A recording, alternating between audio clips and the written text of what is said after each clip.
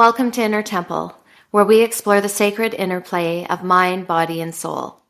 I'm Katerina Milan, your guide on this transformative journey. In this episode, we're stepping into the theme of self-abandonment, a journey so many of us know intimately. It's the act of leaving pieces of ourselves behind to meet the expectations of others, or to survive in an environment that doesn't honor who we are. But what happens when we decide to come back home to ourselves? This episode is inspired by a soul collage I created called Where the Streets Have No Name. The image of a fragmented face, broken but still whole, paired with a weather-blued door marked with a heart, speaks to the journey of leaving and returning, the tension of self-abandonment, and the promise of self-reclamation. Let's begin. Self-abandonment often begins quietly. It's the small compromises we make to keep the peace, the feelings we suppress to belong, the truths we silence to stay safe. Over time, these small acts of leaving ourselves behind create a distance, a gap between who we are and who we're pretending to be. But the thing about self-abandonment is that it always leaves a trail.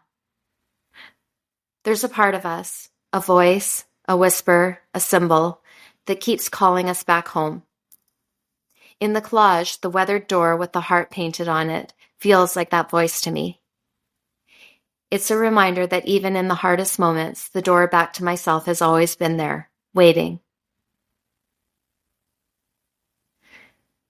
This collage speaks to a deeply personal time in my life, a period when I felt utterly disconnected from myself.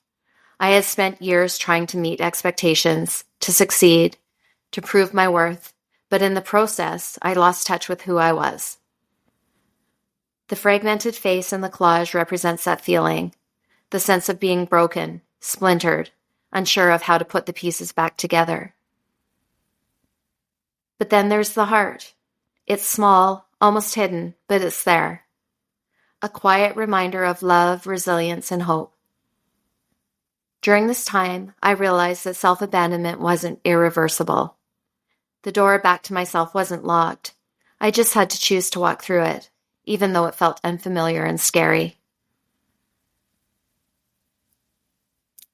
I wrote a poem to go with this collage called The Door of Return. I left myself on quiet streets, in shadows where my truth would hide. I whispered later to my heart and told my soul to wait outside. The pieces splintered, cracked, and torn, scattered on paths I dare not trace, but through the wreckage faintly glowed a painted heart, a sacred space. The door stood weathered, worn by time, its hinges rusted, chipped, and blue. Yet in its frame, a light shone through, a love that whispered, "Come back to you." So I returned through broken still and gathered all I'd left behind. Through shattered glass, a face emerged, whole once more, no longer confined. This poem reflects the journey of leaving and returning to ourselves. The brokenness we feel during self-abandonment isn't the end of the story. It's part of the process of becoming whole again. Each piece we reclaim brings us closer to who we are meant to be. In the collage, the fragmented face and the weathered door work together to tell this story. The cracks and the splinters aren't something to be erased. They're part of the beauty of coming back home. And the heart painted on the door? That's the beacon, the reminder that even in our most abandoned places, love and belonging are still possible. As you reflect on this episode, I invite you to consider these questions. What parts of yourself have you abandoned, and what might it look like to begin reclaiming them?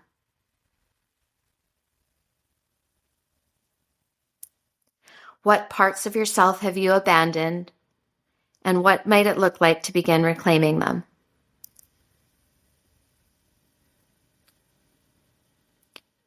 What symbols or whispers remind you of your own heart, your own truth?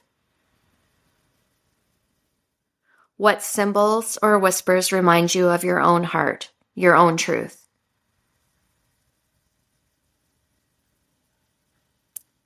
How can you take one small step towards the door of return today? How can you take one small step towards the door of return today?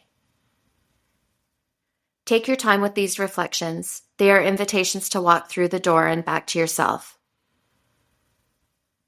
As we close this episode, remember, you are all that you need. The journey back to yourself is not about erasing the past. It's about embracing the pieces, the cracks and all. The door is always there waiting for you to walk through. If this episode resonated with you, I'd love to hear your reflections. Please take a moment to subscribe, like, or leave a review. It helps others find the inner temple and begin their own journey of self-discovery. And consider sharing this episode with someone who might need to hear it. Thank you for being here in the inner temple. Until next time, take care of your sacred self. And remember, you are all you need. Beautiful human being, you give life.